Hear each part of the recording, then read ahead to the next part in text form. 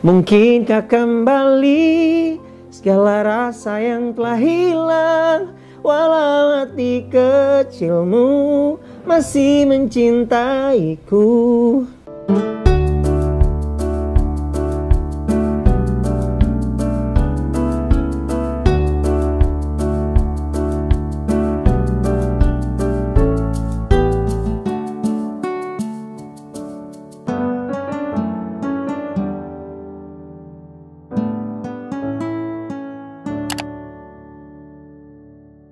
Halo sahabat Headset, perkenalkan saya Sony Mongan, biasa dipanggil MC Amo. Saya seorang entertainer, saya seorang public speaker, saya seorang content creator, dan juga saya seorang MC dan juga TV host. Ya, kalau sahabat Headset nonton program-program di Headset, pasti udah kenal saya di beberapa program seperti Susu Jahe dan juga acara Jalan-Jalan Positif dan beberapa program-program lainnya. Karena selain saya seorang content creator, entertainer, saya adalah program director dari Headset Entertainment.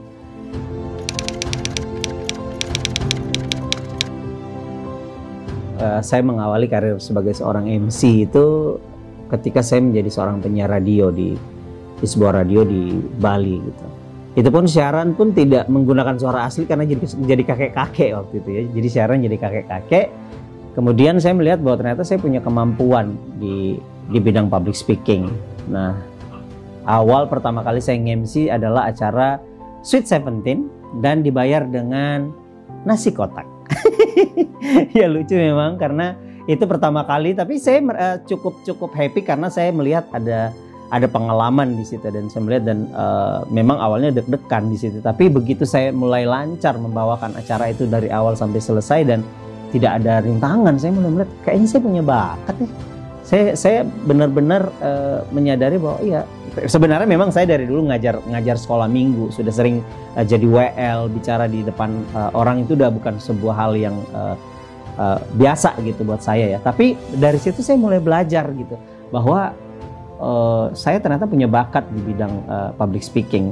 Nah, disitulah saya mengawali karir saya sebagai seorang MC. Kemudian dari situ saya jadi MC event di beberapa mall di Denpasar. Kemudian saya keliling Indonesia, nge-MC dan lain-lain.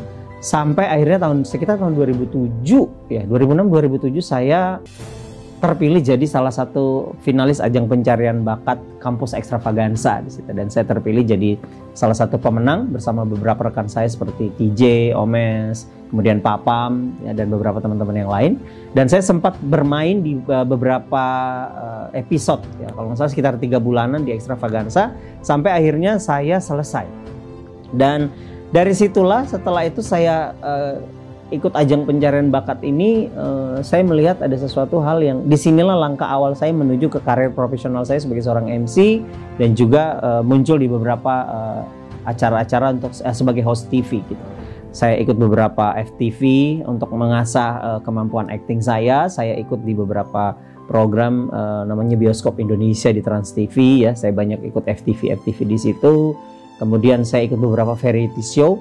Nah, dari situlah orang mulai mengenal seorang MC Amo secara profesional. Jadi karir sebagai profesional saya dimulai di situ dan dari situlah saya mulai banyak mendapatkan tawaran untuk menjadi MC, menjadi pembicara di beberapa kegiatan-kegiatan khususnya untuk remaja dan anak muda.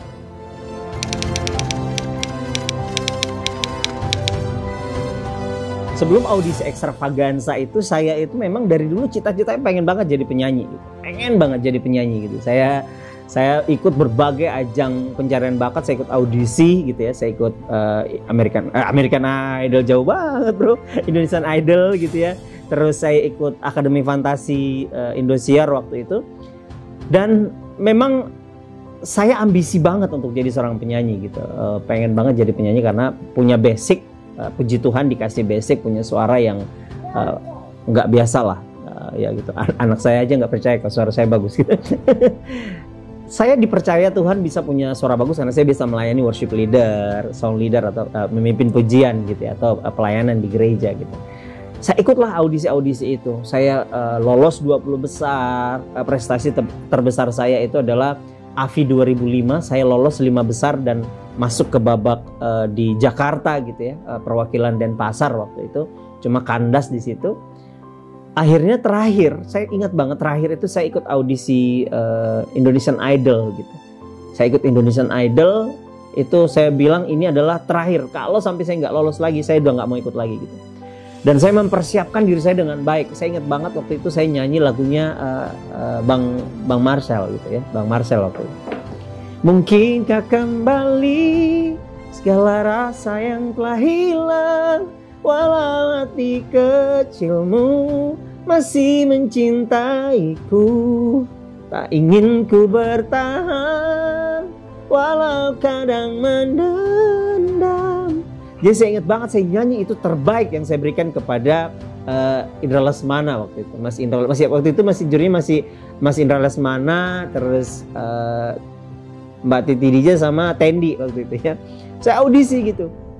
Karena memang mungkin di luar audisi saya memang tipikal orang yang punya sense of humor yang tinggi gitu ya. Saya tinggi banget gitu. Jadi komedian, mungkin basicnya komedian gitu. Jadi tertawa sama anak-anak di sekitar audisi untuk menghibur mereka, banyak yang terhibur gitu.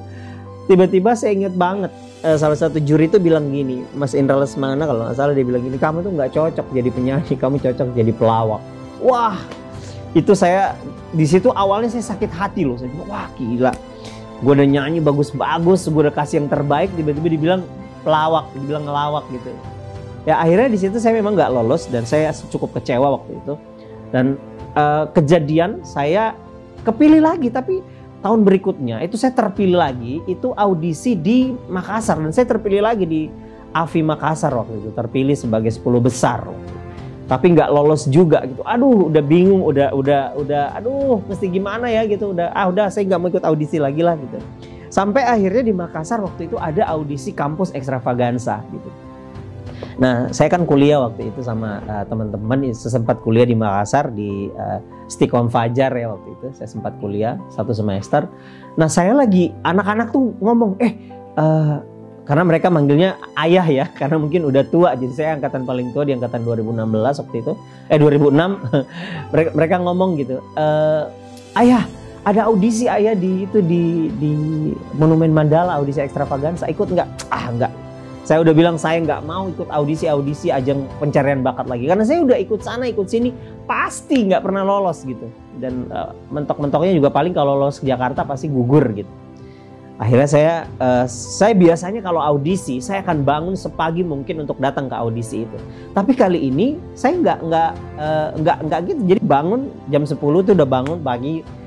Udahlah, memang nggak ada niat. Saya datang. Akhirnya saya cuma datang ke lokasi audisi itu untuk kasih support buat adik-adik saya, teman-teman saya waktu itu untuk mereka audisi gitu ya. Mereka audisi. Nah, saya datang ke sana. Waktu saya datang ke sana, saya lihat mereka, antrian udah mulai panjang banget gitu. Karena memang sehari sebelumnya mereka tuh nanya, ikut audisi nggak? Aku nggak gitu. Kasih tipsnya dong. Jadi saya bilang, sebenarnya kalau audisi itu kan sebenarnya kamu harus mempersiapkan diri dari pagi supaya nggak paling belakang, bawa makanan di tasmu supaya kalaupun harus ngantri, kamu nggak perlu keluar, karena begitu keluar antrian, kamu akan diserobot oleh orang. Gitu. Akhirnya saya ikut audisi, saya datang ke sana, saya lihat ke teman-teman itu. Dan saya datang gitu, saya ketemu, karena dibilang memang diumumkan di koran waktu itu, kalau sudah 1000 pendaftar maka akan ditutup pendaftaran waktu itu katanya. Saya datang ke sana, saya ketemu salah satu orang Trans TV ya, pasti kalian kenal orang ini, Kang Rowan namanya ya, jadi di Trans TV waktu itu. Saya tanya, Mas ini udah 1000 pendaftar ya? Oh iya udah 1000 gitu. Oh iya, Mas dari wartawan ya? Oh enggak Pak, saya ngantar teman-teman aja, kata Kang Rowan waktu itu. Oh iya, udah 1000 ya? Udah tutup dong? Oh enggak, ini masih dibuka terus kok. Siapapun yang mau mendaftar, itu cuma memang kuota terbatas, tapi ternyata kita bisa. Jadi nggak apa-apa kalau masih ada yang mau daftar, boleh banget. Saya iseng lah waktu itu kan, wah penasaran gitu. Akhirnya saya beli koran gitu. Karena memang pendaftarannya harus beli koran waktu itu. Saya beli koran Nova waktu itu. Saya isi, kemudian ya itu saya audisi ya, karena saya kebiasaan gitu ya, kalau lagi audisi itu ngelucu-lucu sama orang-orang. Akhirnya saya ngelucu sama mereka, akhirnya tanpa mereka sadar saya itu ngelewatin antrian udah sampai depan gitu. Mereka udah nggak bisa marah karena udah ketawa-ketawa gitu. Begitu sampai di depan, saya audisi dan segala macam. Sampai di Jakarta saya pun berpikir, udahlah, saya udah biasa sampai di Jakarta gitu. Sampai akhirnya saya memenangkan audisi ini dan terpilih, di situ saya mulai yakin bahwa memang ternyata panggilan saya itu muncrat. Ternyata panggilan saya itu adalah mungkin menjadi penyanyi profesional waktu itu karena terpilih, tapi ternyata justru memang adalah di komedi waktu itu, dan akhirnya terpilihlah, singkat cerita terpilih di Extravaganza waktu itu.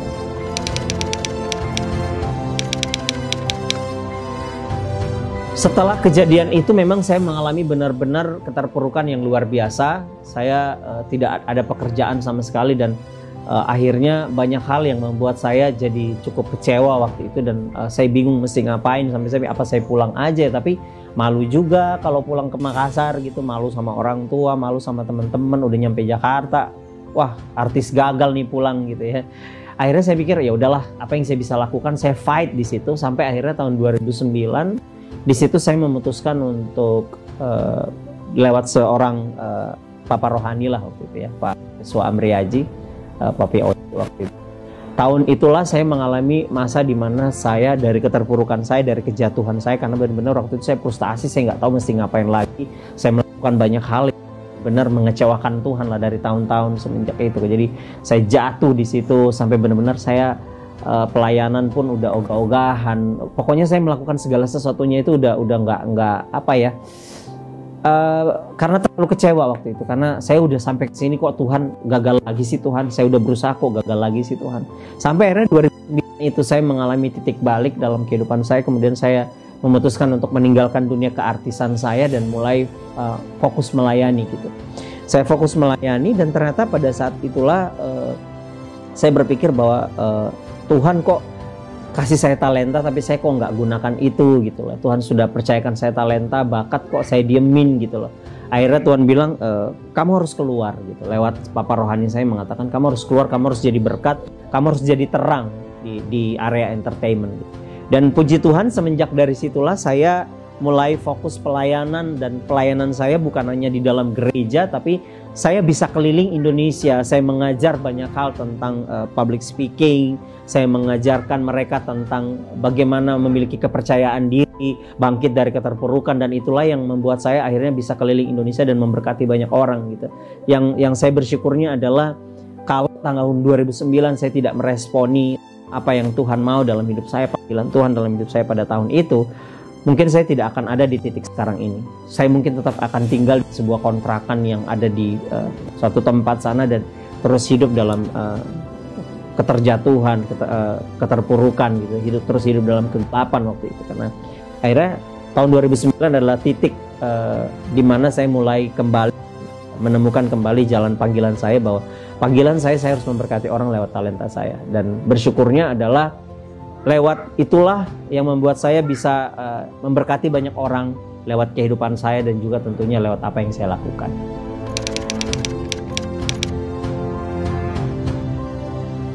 Buat sahabat Heset di luar sana, jangan pernah merasa malu dengan latar belakangmu, jangan pernah merasa malu dengan apa yang terjadi di kehidupanmu di masa lalu. Saya melihat bahwa saya berasal dari daerah yang mungkin orang memandang sebelah mata ketika datang ke tempat kami, karena itu daerah yang pinggiran sana gitu ya. Kalau musim hujan banjir gitu, yang pulang sekolah main di empang gitu. Siapalah saya ini gitu loh, yang pada masa kecilnya memang ya apalah ya, kalau dibilang anak tinggal di daerah pinggiran ya begitulah gitu. Dan saya tidak pernah punya mimpi akan pernah ada di Jakarta gitu. Satu kali ada kakak rohani saya lagi latihan gitu, dia latihan profetik, dia bilang gitu, 5 tahun ke depan saya akan melihat engkau berdiri di depan ribuan orang gitu. Waktu dia bilang gitu saya bilang nggak mungkin, itu nggak mungkin gitu, karena saya lahir dari latar belakang yang ya keluarga sederhana. Saya ingat banget kami pernah hidup. Saya ingat waktu itu kami pernah makan hanya dengan nasi dan juga kuah sup gitu, yang dikreasikan oleh ibu saya gitu. Jadi ibu saya tanam daun seledri karena benar-benar tidak ada uang. Saya tidak pernah melihat bahwa saya akan menjadi seperti sekarang ini. Tapi yang saya lakukan adalah saya tetap ikutin apa yang Tuhan mau dalam kehidupan saya. Jadi buat kamu di luar sana, jangan pernah melihat latar belakangmu seperti apa. Apapun kondisimu di masa lalu, siapa kita 5 jam yang lalu, siapa kita 5 menit yang lalu, tapi ini mengenai siapa kamu 2 hari ke depan, siapa kamu 5 tahun ke depan, siapa 10 tahun ke depan. Itu yang menentukan. Jadi yang terpenting adalah mari kita tinggalkan masa lalu kita dan berjalan ke depan, dan percayalah bahwa ketika Tuhan sudah merencanakan sesuatu dalam hidupmu, engkau harus meresponi itu supaya engkau sampai di tujuan di mana rencana Tuhan dinyatakan. Masa depan sungguh ada, harapanmu tidak akan hilang. God bless you.